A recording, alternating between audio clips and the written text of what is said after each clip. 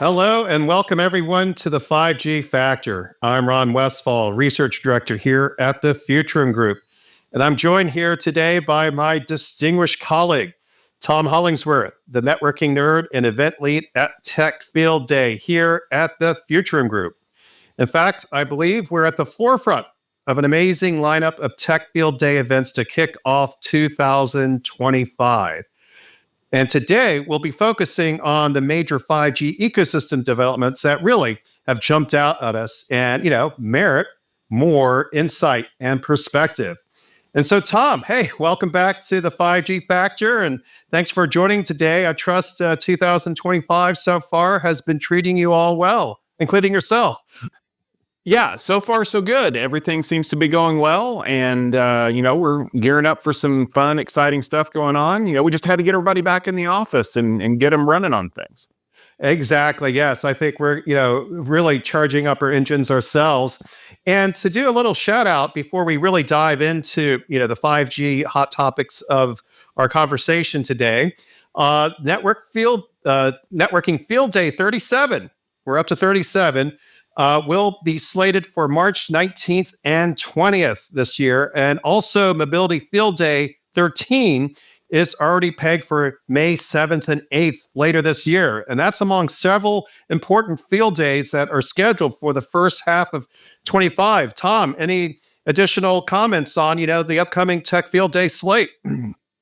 Well, I can tell you right now that Mobility Field Day is going to be super exciting because we already have a lot of companies that are committed to be a part of it. So make sure you head over to techfieldday.com and check it out. And if you're interested in being a presenter, now is the time to reach out to me because those slots go pretty fast. Exactly. Yeah, you can see for yourself at the site. It's already a great lineup, and we anticipate it will be, quite exceptional by the time everybody gets to gather around. And so with that, let's now look at the 5G ecosystem specifically. And, one topic that I think is always, a major consideration in conversations is Open RAN.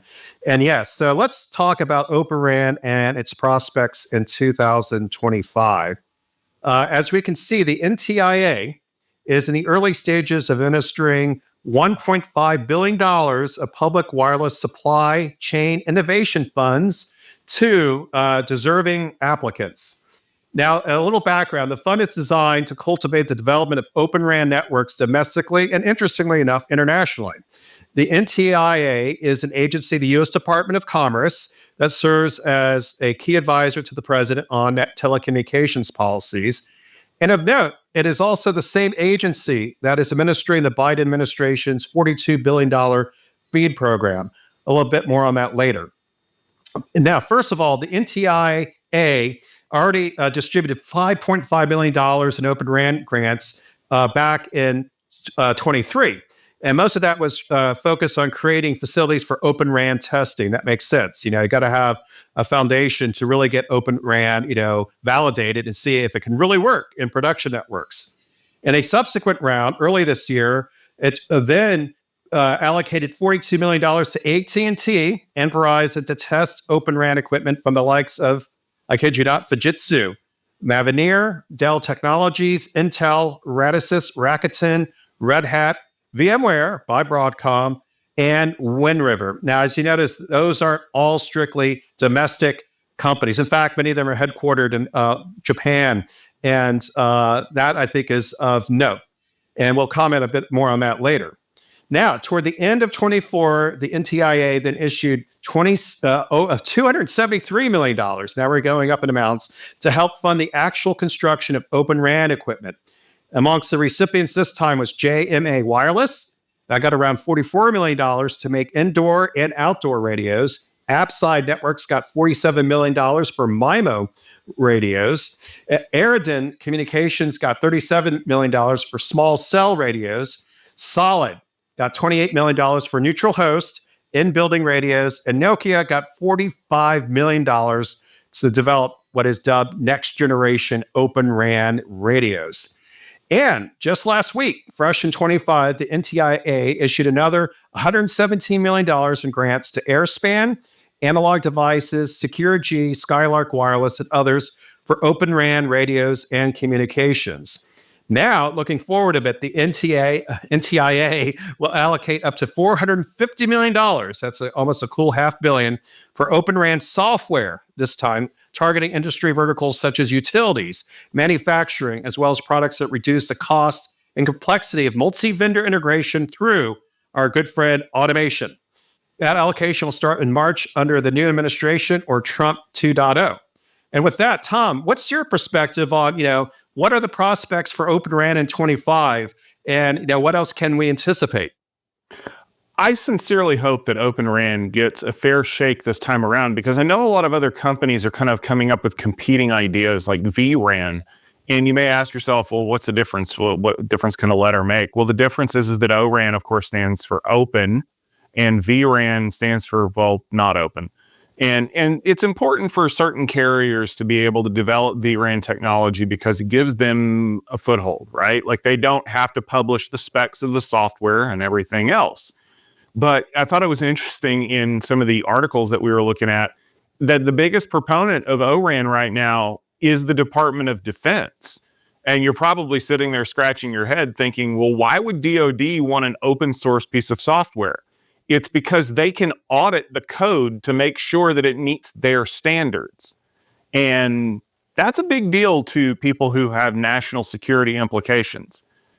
And you probably know where I'm headed with this if you've been paying attention to the news for the last couple of months, because there is this Salt Typhoon problem that's sitting out there that has caused a massive upset in the way that carrier networks are being operated. I mean, the FBI came out and said to start using Signal.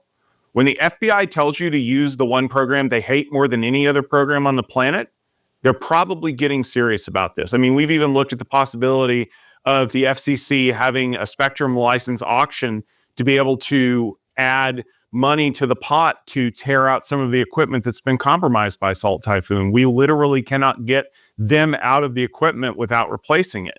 Well, if the DoD is scared enough, they're going to say, well, we only want to install equipment that allows us to do a full code audit to be able to make sure that there's no way to backdoor into the system that we don't know about.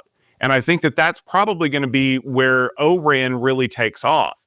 And I really am waiting for the day that someone puts out a press release saying, well, it's government, military grade RAN technology, which doesn't really mean anything, but it should help out quite a bit, because it's one of the things we've seen with adoption of other technologies like IPv6. It's being driven because the government is mandating it.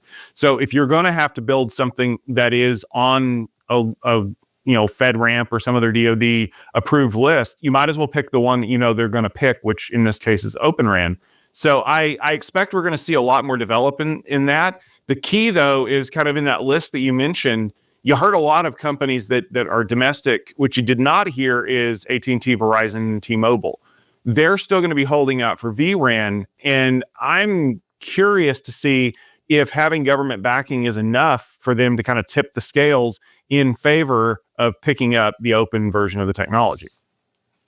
Yes, and I think those are all excellent points. There is the ongoing debate, AT&T's major announcement with Ericsson saying, hey, this is demonstrating our commitment strategically to Open RAN, yet it was fundamentally a single vendor implementation, Ericsson really being the lead integrator with, some Fujitsu radios included. And so that comes down to Open RAN is in the eye of the beholder. It's not exactly this open system where you have multiple vendors competing for different elements of the implementation. And this is something I think will be revisited. Now we have to naturally look at how this network evolves, i.e., how does Ericsson enlist and interoperate with other vendors that are supporting really Open RAN specs or ORAN specifications. And so the jury's definitely out. I think those are excellent points. What is really Open RAN? And I think the government funding is looking at the more pure version of it, really actually based on open source capabilities where interoperability is a matter of implementation and not having to, jump through fences and hoops through another vendor that's involved in the implementation. And pivoting on your point, I think the Defense Department's role here is very important. As we know, the internet itself was really developed by the military and ultimately became the public internet as we know it today. So there can definitely be an areas where government can actually play a very helpful role, but sometimes it could be a mixed blessing, and I'll touch on that in a bit. But to your point about the Department of Defense, it's basically requiring that private wireless 5G is implemented on all U.S. military bases. And now there are about 800 such bases around the world. That's not including Greenland, not yet at least. But what the key point is here is that the U.S. Air Force is announcing new 5G contracts that are covering dozens of bases using Verizon and Bolden networks. So here we're getting, the fact that this is real. This is something that is at least giving, I think, wind to the private 5G use case, but also it's interacting with, the Open RAN initiatives that the U.S. military favors. And yes, the thick irony, the FBI is advocating encryption after the Salt Typhoon, security lapse. And so what is interesting, though, here is that when I talked about the mixed blessing of government's role, we've seen with the BEAD investments that came out during the pandemic that not one single broadband connection has been funded directly by BEAD yet. So this shows you that sometimes government can have, layers of red tape and bureaucracy that can, impede, how rapidly some of these initiatives can take off. Hopefully Open RAN and this iteration will avoid some of the issues that have come up with BEAD itself. And yes, I think that's another good point about, where is the equipment coming from? And since Finland and Sweden are now part of NATO, that can shift the overall geopolitical consideration somewhat. Certainly, I think that's one reason why the U.S. military is not, raising too many red flags about, it's equipment from Sweden headquartered Ericsson, or it's equipment from Finland headquartered Nokia. And so I think this is something that will be a net positive in terms of, giving Open RAN more momentum. Again, going back to that domestic and international dimension of what the NTIA is up to with the funding. Also, I think Nokia and Ericsson, to their credit, have shrewdly emulated Japanese audio manufacturers in locating key facilities, including manufacturing facilities in the U.S. itself. So I think that will also assuage and alleviate any concerns about supply chain and national security related to Open RAN deployments, let alone how 5G networks evolve in the U.S., both on a military base, but also for society as a whole. And with that, let's turn to the next topic I think that's interesting for 2025, and that is what's going on with satellite and its impact on the 5G ecosystem. Now, from my view, I think there is a growing consensus that the satellite industry will evolve from siloed GEO, MEO, and LEO services toward a more integrated multi-orbit space network. That means operators will increasingly secure multi-orbit capacity agreements, while equipment manufacturers will continue developing solutions specifically to support multi-orbit networks. So that includes electronically steered antennas, and we touched on the previous 5G factor, as well as cloud-based intelligent automation systems that improve satellite orchestration and overall performance across a multi-orbit constellation. Now, the approach to satellites can, I believe, improve the communication capabilities of several key segments. That includes maritime, aviation, and governments. Clearly, any field that requires communications on a more broad basis, not necessarily having to navigate around the limitations of land-based implementations. I think that's all understood, but I think it's becoming more reality how this can be implemented on a much wider society-wide basis, on a global basis as well. And so, for instance, with the deadly wildfires that are going on in the Los Angeles area, T-Mobile and SpaceX teamed up to enable satellite texting for people impacted by this disaster in California. And this feature uses Starlink satellites, and which was set to go undergo beta testing by T-Mobile customers earlier this year. But now they basically, enabled it so it can just work right now. And it has actually proven to be a difference maker. So it has direct public safety implications. And that, of course, applies to maritime and aviation communications, just making it better, making it, more reliable, more available on regardless of, the context. And so with that, Tom, what do you think is going on with direct to cell satellite services and, the overall satellite prospects for 2025? I think we've got two different things going on here. We have providers that are increasing capacity across the board, whether it's Starlink, whether it is Globalstar, or where we saw the launch of the Blue Origin rocket get scrubbed this week. But that's one of the things they're planning on is they want to launch Project Kuiper to be able to put more communication satellites in orbit. And then we're looking at what we can leverage those increased capacities to do. One of the examples that I used with somebody the other day was the fact that every iPhone from the 14 up has the ability to do satellite messaging. Initially, it started off as a public safety thing, right? Like if I need an SOS, I can send it. And now we've reached the point where we can actually send satellite messages. And then when you look at how the market for satellite communicators evolved to that, feature increase, Garmin InReach went from being simply a simple text service to now being able to send picture messages, to being able to increase the offerings for their customers for that monthly fee that you pay on a Garmin InReach, because now we're getting to the point where consumers are expecting to always be able to be connected. And like you said, we have this hierarchy of satellite coverage that we've never even really had before, because typically LEO, low Earth orbit satellites, have had coverage gaps, right? Because they do have to go around the Earth in orbit. And then if you wanted always on capability, you had to have a geostationary satellite. Well, the problem with those is not only is it ungodly expensive to put them up in the sky where they're at, but the distance requires that to be a very low bandwidth communication. And there's actually a story that we're going to do on the rundown this week where we talked about a giant satellite outage, not causing the satellites. It was actually a ground station problem. But one of the things that happens is that when you put those things out there, they're actually subject to a lot more stress. And so those satellites only have like a 5 or 6 year lifespan at best. So this company is already having to replace the satellites that they boosted into orbit 5 years ago. But I think that what you're going to see is kind of like you said, public safety or isolated incidents. Maritime is a really great example. I can do ship tracking now, which we know is a huge problem in, the Gulf of Aden, where we're seeing terrorist actions against shipping traffic. Satellites for airlines.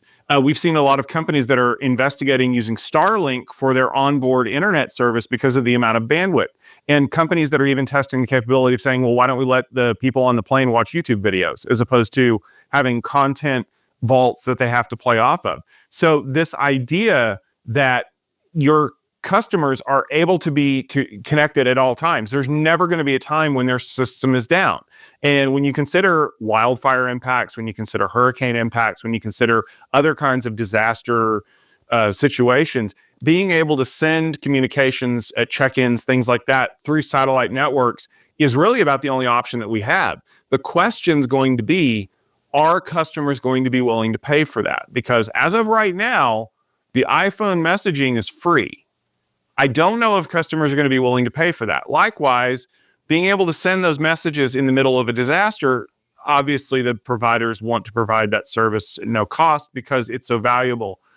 But would the clients have an appetite to pay an extra $10 a month for satellite? Or would they say, nope, it's nice to have, but I'm not going to pay for it? Yes, that's something that will play out in 25. That's why it's such an interesting year for satellite communications and, its impact on the 5G ecosystem. So we're definitely going to stay tuned, and we'll definitely have more comments on it. Certainly, I would say before Mobile World Congress 25, which starts in the first week of March, and subsequently. And speaking of T-Mobile, I think another thing that was interesting was just the other day, it had announced that it entered a definitive agreement to acquire Vistara Media. And while that might not be a household name, they are a key player in terms of providing solutions for digital out-of-home advertising that reaches millions of consumers, throughout their daily lives. You might be watching a sports game, and lo and behold, behind the hitter or behind the players, you see digital signage flipping, ads for different people. That is the type of technology that we're talking about.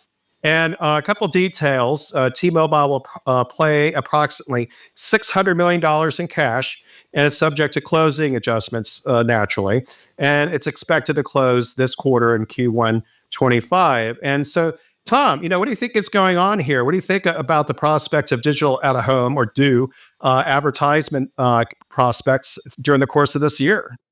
I find it funny because growing up, I remember billboards everywhere, right? Like it is one of those things that a lot of people have really embraced over the years. I mean, to the point where Lady Bird Johnson had to literally say, you can't have billboards on the sides of certain roads.